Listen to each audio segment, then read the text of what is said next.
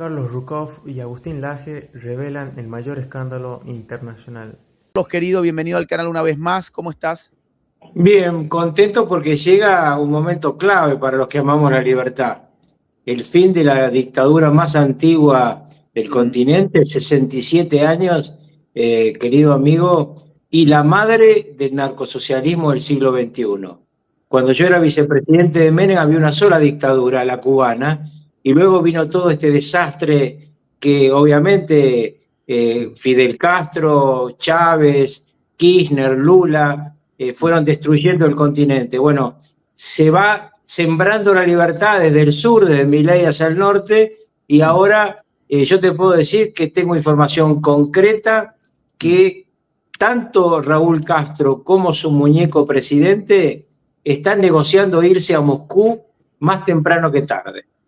La noticia del día, y tenemos 2.000 personas, por favor, les invitamos a que nos dejen su like, su me gusta, que comenten en el chat desde dónde se están conectando. Todo eso nos ayuda a poder mover el algoritmo para llegar a muchas más personas y compartir esta información con un público cada vez más amplio. Esta noticia es impactante, Carlos. Embajadas de Europa y América Latina activaron planes de evacuación para abandonar Cuba en el corto plazo. También se han registrado movimientos de empresas internacionales que operan en la isla y que ya la están abandonando. Un comunicado que salió hace apenas 2 o 3 horas nada más de la Cancillería Argentina va en este sentido. Dice, ante el deterioro de las condiciones de vida en Cuba, se recomienda a los ciudadanos argentinos evitar o posponer viajes turísticos a la isla y se empieza a recomendar que la gente abandone cuanto antes Cuba. Hay la sensación de que algo podría pasar muy pronto, Carlos, ¿no? Bueno, en primer lugar, a fin del mes de febrero, Cuba no va a tener más combustible. ¿Por qué? Porque la compra que hizo Cuba a África está frenada por la aplicación Hellborns. Es decir, el otro día Marco Rubio explicó en el hearing en el Senado de los Estados Unidos que hay una ley que faculta a bloquear Cuba, no a invadirla, a bloquearla. Entonces no va a llegar lo que compraron de combustible en África. Obviamente no le va a vender más combustible a Venezuela porque eso lo controla Estados Unidos. Y Sheinbaum se ha comprometido con Trump a que los aportes de petróleo serán solamente de carácter humanitario. Entonces estamos en una situación donde yo no preveo realmente una invasión norteamericana, pero sí un estado de deterioro interno y una fuga de estos que alguna vez fueron ratas y ahora son ratones, que están buscando cómo salir y les está otra vez dando Putin la salida a ellos que les dio y le propuso a Maduro y Maduro no aceptó. Pero lo que yo no descarto, mi querido amigo, es una acción no norteamericana, sino de algún grupo. Vos recordarás, todos los que somos viejos recordamos Bahía Cochinos, que fue una gran traición que se le hizo a los cubanos que querían voltear la dictadura cuando recién empezaba. Bueno, podría ocurrir una cosa parecida porque hay una gran voluntad en la estructura del exilio cubano, no solo en que se vaya esta gente, empieza a haber una discusión sobre cuál va a ser el Delsi de Cuba. Saben que Marco Rubio tiene un candidato que es un empresario cubano norteamericano, pero no todo el exilio opina igual, como siempre pasa en estas cosas. Los que estamos afuera, lo que queremos que acabe la dictadura y llegue la libertad, pero ellos empiezan a pensar qué libertad quieren, ¿no? Una de las noticias también de las últimas horas es esta, y es que, bueno, así es como lo comunica la cuenta oficial de la Casa Blanca. Dice, ayer el presidente Trump firmó una orden ejecutiva que declara una emergencia nacional y establece un proceso para imponer aranceles a los productos de países que venden o de otra manera proporcionan petróleo a Cuba. Y lo acompañan con esta imagen de Trump, que es buenísima, que es la de su actual mandato. Con lo cual, los países que traten de socorrer a la dictadura cubana enviándole barriles de petróleo van a ser sancionados con un aumento de las tarifas por parte de los Estados Unidos.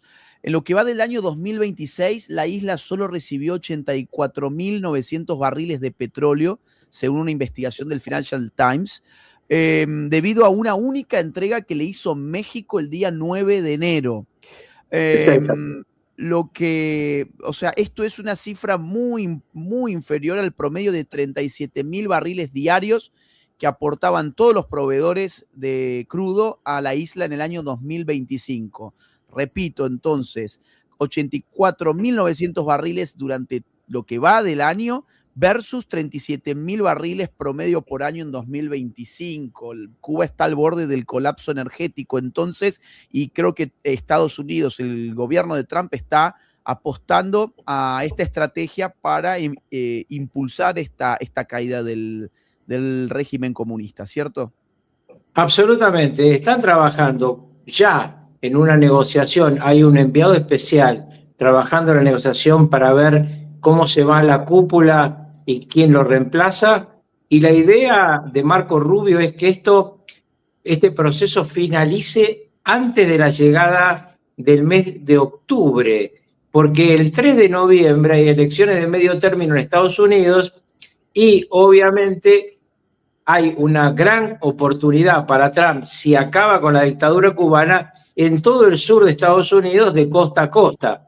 Pero además recordemos que no solamente se decide toda la sala de representantes en esta elección, se decide el tercio del Senado, pero además del tercio del Senado un plus. Hay 2 senadores más que se votan. El cargo de Vance, vicepresidente, y el cargo de Marco Rubio, que es Florida. Entonces, claramente una acción sobre Cuba, como ya le dio prestigio una acción sobre Venezuela, es un tema central en una sociedad preelectoral norteamericana muy polarizada, mi querido amigo. Hay realmente un giro a la izquierda de los demócratas y un giro a la derecha de los republicanos. Hay algo que hay que tener en cuenta y es que antes de que se produjera la captura de Nicolás Maduro, las encuestas mostraban que la mayoría del pueblo norteamericano no estaba de acuerdo con lo que se estaba haciendo en Venezuela y en el Mar Caribe en concreto. Pero cuando se produce o después del día 3 de enero, esas encuestas sufren un giro radical y la mayoría empieza a opinar distinto, empiezan a apoyar lo que ocurrió con la captura de Nicolás Maduro. Algo parecido podría pasar pronto con Cuba, es decir, generar una ventaja electoral para Donald Trump de cara a las próximas elecciones, considerando además que la opinión pública en términos amplios no está demasiado del lado de él, sobre todo se está viendo muy afectado con lo que pasa con ICE, que es esta policía de deportación de inmigrantes ilegales. Incluso ayer se conoció una encuesta que muestra que 1 de cada 3 republicanos, o sea, de sus propios votantes, 1 de cada 3 no está de acuerdo con los excesos de ICE en la deportación de inmigrantes ilegales. Así que sí, efectivamente, Trump mira mucho hacia adentro, mucho más probablemente que hacia afuera. En todo lo que plantea hacia afuera, en realidad está mirando hacia adentro. Y algo importante, Carlos, es que ha hablado en los últimos 2-3 días varias veces más sobre Cuba. Quiero mostrar este clip de 30 segundos donde un periodista le pregunta por el régimen cubano y esto es lo que responde. Cuba? I don't know. The word choke off is awfully tough. Cuba is a failing nation, and you have to feel badly for Cuba. They've treated people very badly. We have a lot of Cuban Americans who really were treated very badly, and they'd probably like to go back.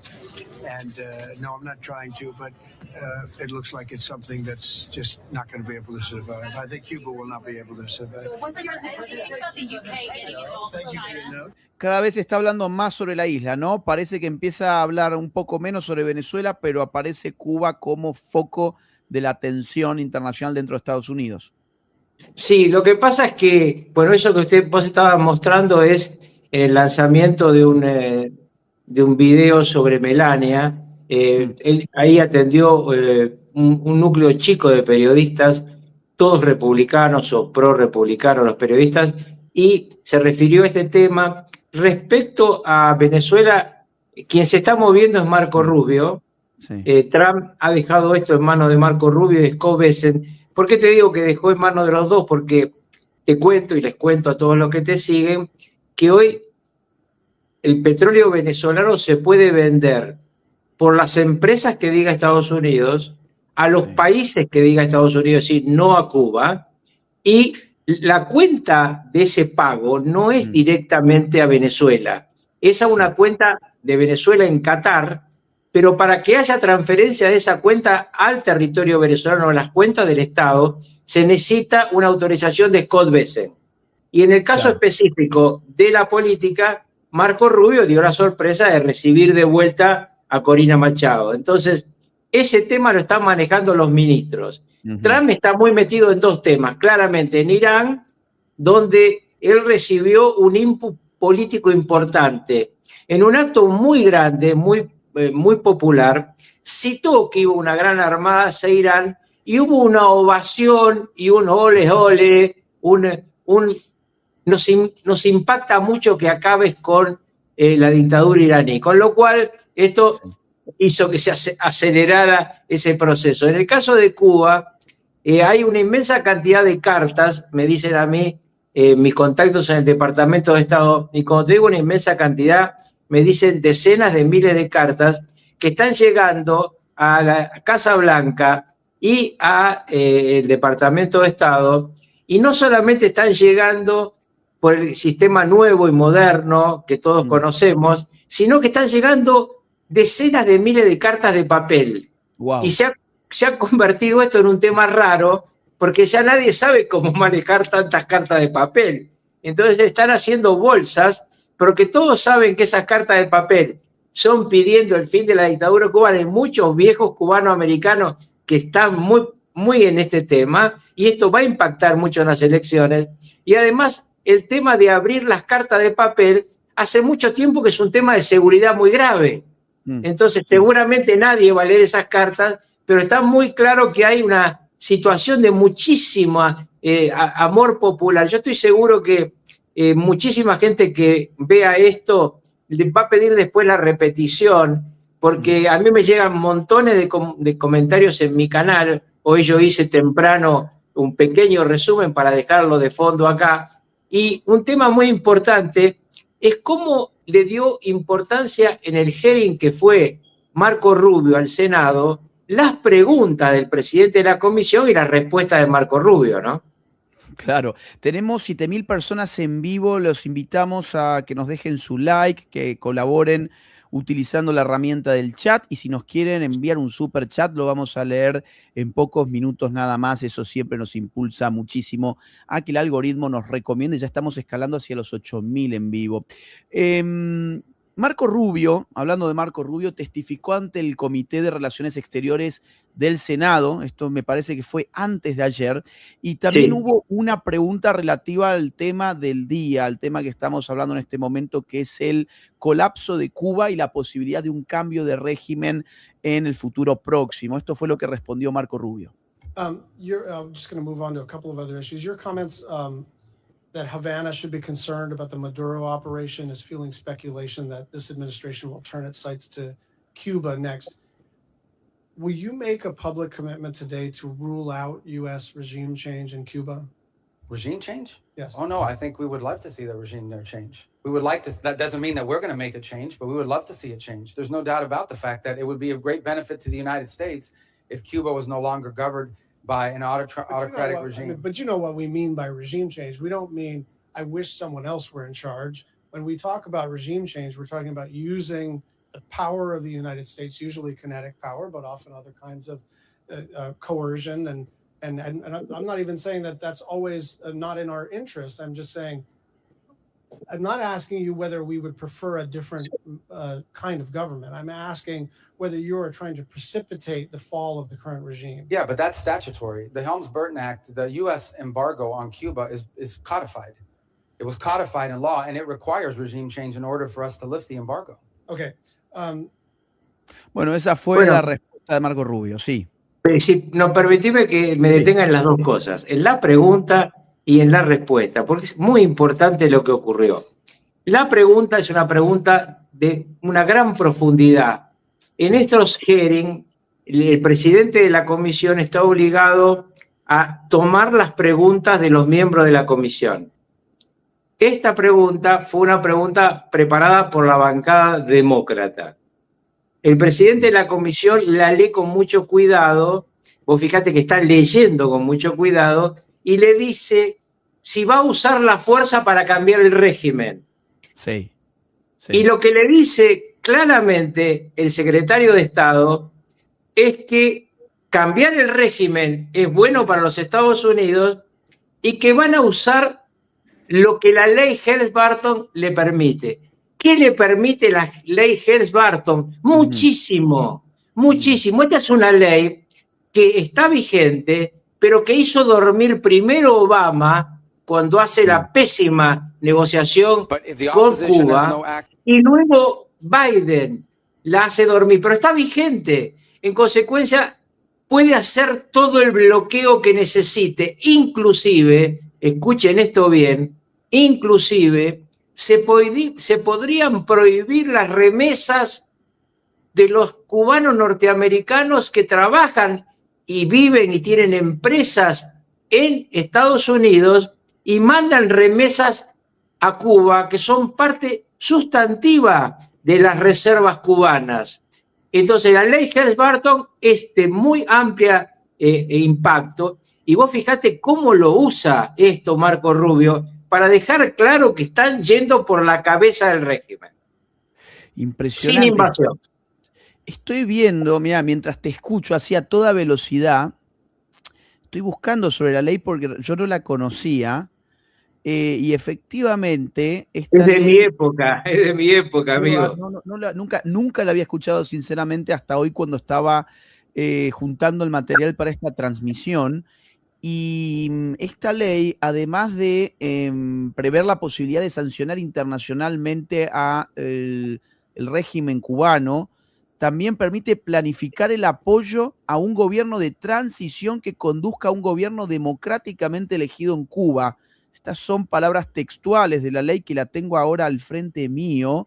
Es decir, no solamente sancionar, sino además promover una transición democrática en Cuba. Eso es una ley vigente en Estados Unidos, de cuya existencia me enteré hoy mientras armaba este vivo. La verdad, impresionante. Bueno, en mi juventud, todos los que éramos anticomunistas teníamos esta ley como una especie de Biblia de la lucha contra la dictadura cubana, y toda la izquierda del continente la consideraba el abuso más grande del imperialismo. Bueno, sobre esa ley y sobre los límites de esa ley hubo absolutamente posiciones distintas en gobiernos demócratas y republicanos, con una excepción: Bill Clinton.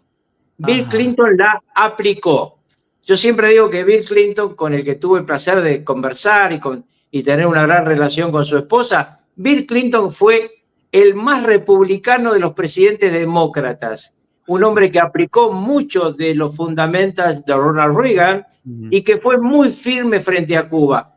Absolutamente lo contrario de Obama, que tuvo la peor política exterior que uno se puede imaginar. Regaló todo el Medio Oriente y en este tema hizo lo que fue la traición más grande, que es la apertura de un acuerdo con los Castro que no iba a servir de nada, y efectivamente no sirvió porque siguieron robando y siguieron expulsando a la gente.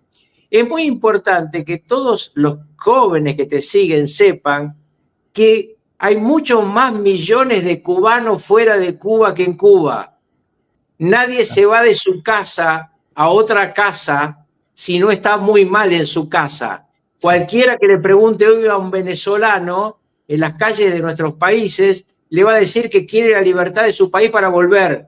Bueno, los que vivieron, mi generación que vivió el drama de tener que huir en balsas, que te coman los tiburones, huían de Cuba en lo que fuera, arriesgando la vida porque no era soportable. Bueno, ahora está más insoportable porque solamente queda dinero para la cúpula.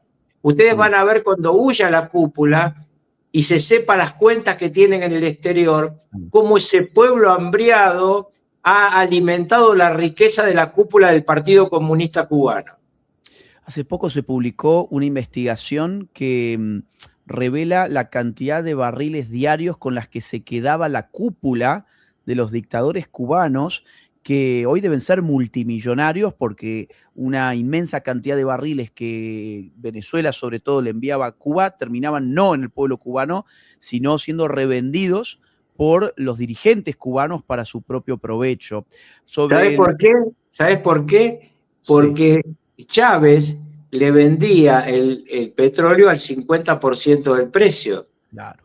En consecuencia, ellos entraban en el mercado negro del petróleo y se metían la diferencia en los bolsillos y en sus cuentas, mientras que el pueblo cubano apenas si podía vivir, y efectivamente con ese petróleo había combustible, funcionaban los grupos electrógenos, pero era un nivel de supervivencia. Bueno, ahora no hay nivel de supervivencia, y por eso yo te digo que están tan tentados Raúl Castro y su banda de irse, porque me voy a los últimos años de mi vida a Moscú y vivo como un príncipe con la plata que le robé a los cubanos, pero bueno, que se vayan, pero que llegue un gobierno democrático a Cuba, porque Cuba va a ser una potencia en el Caribe una vez que quede en libertad. Los cubanos son gente súper inteligente y súper trabajadora, y muchos yo conozco empresarios cubanos que viven en Miami y irían con mucho gusto a hacer un emprendimiento a una Cuba libre.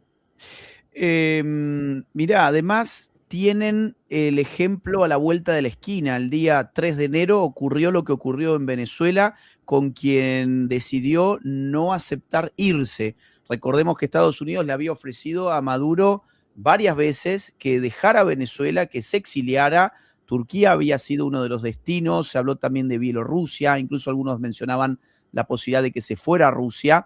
Como quiera que sea, Nicolás Maduro decidió quedarse y terminó en una cárcel federal en Nueva York.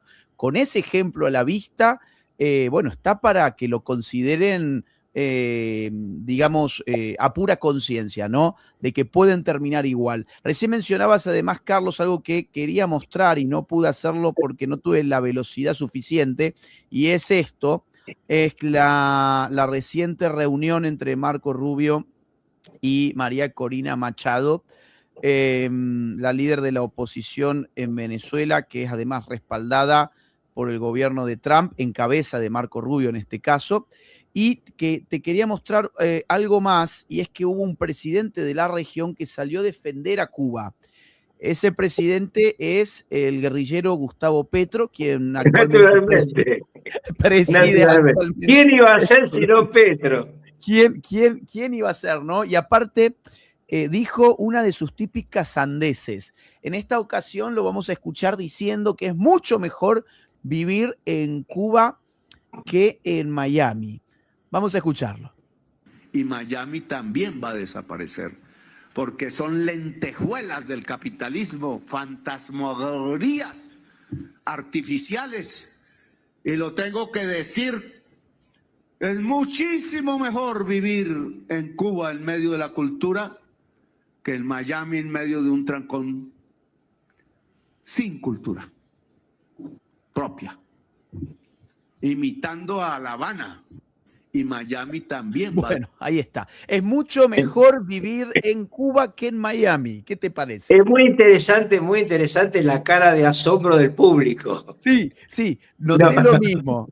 Y hay una... ¿Por qué? Porque también los colombianos les gustaría estar en Miami, ¿no? Pero además la realidad demuestra lo contrario. Es decir, no necesitas ir a Cuba y a Miami para ver que se vive mucho mejor en Miami que en Cuba. Si la gente arriesgó la vida para ir a escaparse de esta dictadura oprobiosa de los Castros y vivir en Miami, y si permanentemente viven soñando con una Cuba libre, no es una casualidad. Cuba es verdaderamente un aborto de la naturaleza nacida al calor de la Unión Soviética. La inteligencia cubana fue fundamentalmente una estructura vinculada a la inteligencia de la Unión Soviética, a la KGB. Somos una estructura muy astuta, muy elaborada, que ha hecho mucho daño en el continente, y que yo te conté un día, era la única información que recibía Maduro en cierta de verdad de lo que pasaba, que era de la inteligencia del G2. Bueno, todo eso se está acabando, y Petro habla de Cuba ahora porque ya no se anima a pegarle a Trump, porque se va a reunir con Trump esta semana que viene. Yo quisiera además responder a lo que dice Gustavo Petro con números que son claros y que son lamentables. El 90% de la población en Cuba vive en estado de pobreza extrema. El salario promedio en Cuba es de $16. En los últimos años, además, Cuba ha pasado de tener una población de 11 millones de habitantes a solo 8 millones de habitantes. Muchos de ellos, como decía Carlos, se lanzan en precarias balsas armadas como pueden. Muchos de ellos lamentablemente terminan hundiéndose en el mar, muriendo en el mar, intentando llegar al país de la libertad, lamentablemente sin lograrlo, como para que Petro venga a decir semejante barbaridad de que es mejor vivir en Cuba que en Miami. Cuando la gente no puede votar con las manos, termina votando con los pies, y cuando con las manos votan al socialismo del siglo XXI, llega un momento en que no pueden seguir usando las manos para votar y lamentablemente tienen que usar los pies, y eso es lo que pasó precisamente con Venezuela, que generó la más grande diáspora que haya conocido el siglo XXI. Así que por suerte la teoría del dominó parece que pronto se va a cumplir y que a Venezuela le va a seguir Cuba. Cuba está colapsando en este momento, le quedan entre 15 y 20 días de petróleo nada más. Trump sigue presionando, Marco Rubio sigue presionando y nosotros en este canal seguiremos atentos para informarles a todos ustedes. Si te parece, Carlos, leo algunos mensajes, que tenemos algunos mensajes del público. Con mucho gusto. Bien, un saludo para Danaga, gracias por tu membresía. Karen dice, qué buena info, gracias Agustín por las buenas primicias de siempre, gracias a vos por seguirnos y por tu donación. También gracias a Claudia, que dice, grande Rukauf, te veo desde Alemania todos los días a la mañana. No sé si han visto la carta de la Casa Blanca que salió hace un par de horas. Agustín, viva la libertad, carajo, viva Cuba libre. Supongo que se refiere a la carta a la orden ejecutiva. Sí, a lo que vos dijiste antes. Exactamente, ya lo hemos mostrado, ese mensaje fue anterior. Claudia, gracias por tu membresía también. American dice, muchas gracias por tu trabajo, muy emocionada por poder regresar a Cuba después de 20 años. Un abrazo gigante, esperamos que eso suceda pronto. Fernando dice, hola Agustín, espero que estés muy bien, tengo una pregunta. ¿Cuál es el objetivo de Edmundo al pedirle a Sánchez que los ayude con los presos políticos? Es noticia vieja, pero no entiendo. Venezuela libre. ¿Qué opinas sobre esto, Carlos? Es muy sencillo. Permanentemente hay un intento, obviamente, de Edmundo y de Corina por la libertad de los presos políticos, y todos saben que el presidente Pedro Sánchez de España es parte de la banda venezolana. Vía Rodríguez Zapatero, pero obviamente, y quien más relación ha tenido con Delcy Rodríguez en Europa es Pedro Sánchez. Delcy Rodríguez llegó en un momento a Barajas, ya lo conté, Pedro Sánchez la dejó entrar, hizo toda una farsa, dejó entrar valijas, etc. Entonces es lógico que Edmundo busque que alguien ayude a liberar a los presos a mayor velocidad. En la reunión entre Marco Rubio y Corina Machado, el centro de la reunión fue el tema de los presos políticos y después el tema de un posible cronograma electoral 2027. Muy bien. Lorena dice, Rukauf, soy cubana, odio esta dictadura con todo mi corazón, pero debato con mis amigos, ¿qué gana realmente Estados Unidos con acabar con ellos? Bueno, muy interesante la pregunta. Gana electoralmente. Trump tendría el apoyo de todo el sur de los Estados Unidos, de costa a costa, en una elección difícil. Esta elección de medio término para Donald Trump es una elección difícil. En consecuencia, gana políticamente, quedaría como el tipo que acabó con la dictadura más antigua del continente.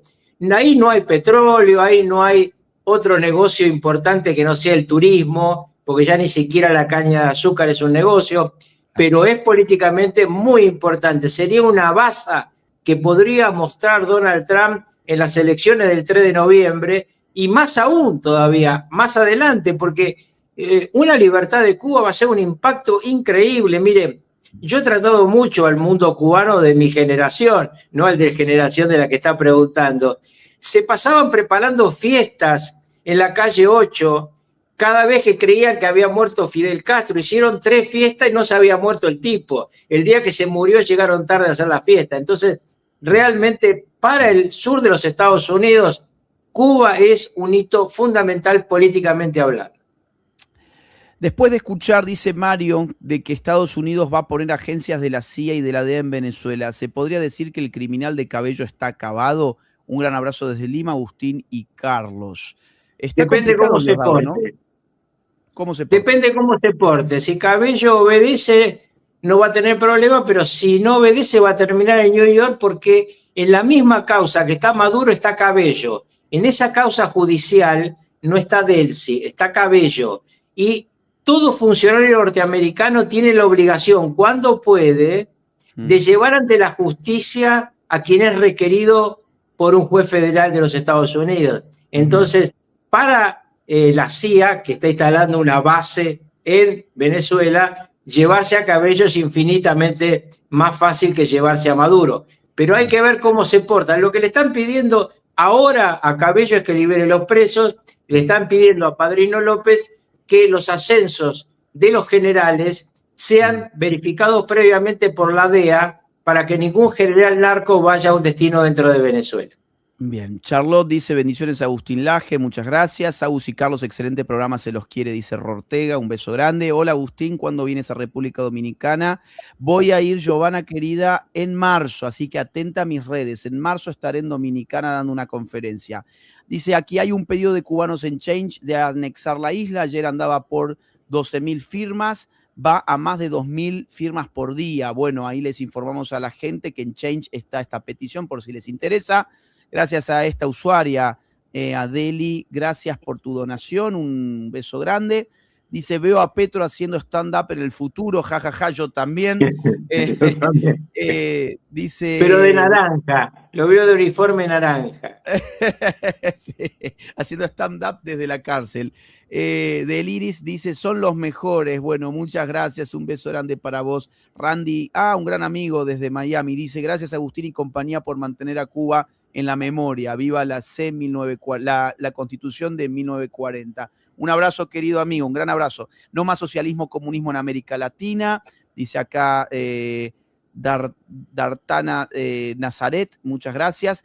Vos sabés que te muestro lo último, Carlos, y ya te dejo liberado, que Petro estuvo hablando muy borracho el otro día. Tengo un clip de 1 minuto donde, bueno, se resume. No sé si lo pudiste ver. ¿Viste algo en redes sobre esto, Carlos?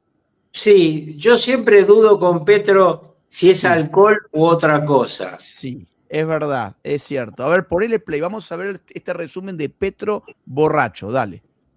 Nunca vi, no me imaginé que iba a ser noticia mundial. Y ellos rasparon todo eso, por eso no me puedo tomar ni un whisky siquiera, ni uno.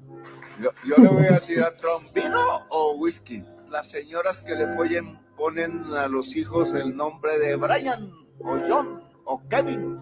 Bombardear a Caracas, la patria de Bolívar. Ni a ningún periodista chismoso le debe interesar qué hago yo en la cama. Hago cosas muy buenas y nadie se olvidará de mí porque seré inolvidable ahí. Los jóvenes pobres de Bogotá se roban celulares en el centro para regalárselo a las novias porque las novias viven adictas de la televisión y el mercado, y entonces si el novio no le lleva el último celular de la generación de no sé qué, entonces los echan y un hombre sin mujer se pierde. Y por eso mis trinas más famosos se hacen cuando no duermen. Bueno, muchos cubanos, muchos colombianos, perdón, han estado hablando sobre esta intervención de Petro en el que se lleva la voz. Todo un personaje. Carlos, te hago una última pregunta porque acá este usuario, Fernando, te la dirige especialmente a vos. Dice, doctor Rucauf, ¿no estaría González buscando apoyo de la izquierda y no de la derecha? ¿Es algo que confunda a muchos venezolanos? Bueno, Agustín, ¿cuándo por Dallas, Texas? Yo creo que hay que entender las características de Edmundo. Edmundo, que fue embajador cuando yo era ministro de Relaciones Exteriores en la Argentina, era embajador de Venezuela. Luego, ya lo he contado, Chávez lo sacó para poder robar tranquilo. Es un buen hombre, es una muy buena persona, que llega a la candidatura presidencial porque no le permiten a Corina ser candidata ni a la otra candidata que luego puso Corina. ¿Qué pensaba en ese momento Maduro y compañía? Bueno, a este lo vamos a poder manejar, va a aceptar lo que queramos. Decidió tener un fondo duro Edmundo. Él está tratando de buscar la libertad. Edmundo no va a ejercer, en mi humilde opinión, la presidencia. Acá va a haber elecciones libres el año que viene y va a enfrentarse Corina contra Delcy. La dictadura va a poner de candidata a Delcy. ¿Por qué?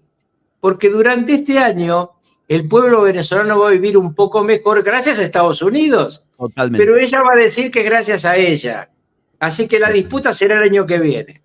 Ya se han hecho algunas encuestas y los venezolanos están diciendo que están viviendo ya mejor desde el 3 de enero y esto se lo puede... Bueno, es lógico. Total, es lógico, la plata que se robaba. Mira, te cuento un pequeñísimo detalle para la gente. Sí. Delcy Rodríguez acaba de informar que finalmente ahora va a haber una producción de oro. Es un gran productor de oro Venezuela. 30% mayor que el año pasado. Bueno, eso es lo que se robaban. Claro. Eso es lo que se vendía en negro. No es que aumenta la producción, porque vos no puedes aumentar la producción de oro 30% de diciembre a febrero. Es imposible. Entonces, lo que está ocurriendo es que ahora no pueden vender en negro. Entonces, la plata esta que va a entrar al Estado va a dar un nivel de vida un poco mejor a los venezolanos. Es obvio. Carlos, querido, muchísimas gracias por haber estado en este video. Te mando un gran abrazo. Al contrario, un placer para mí siempre estar con vos y con todos los que te siguen. Saludos cordiales. Hasta la próxima.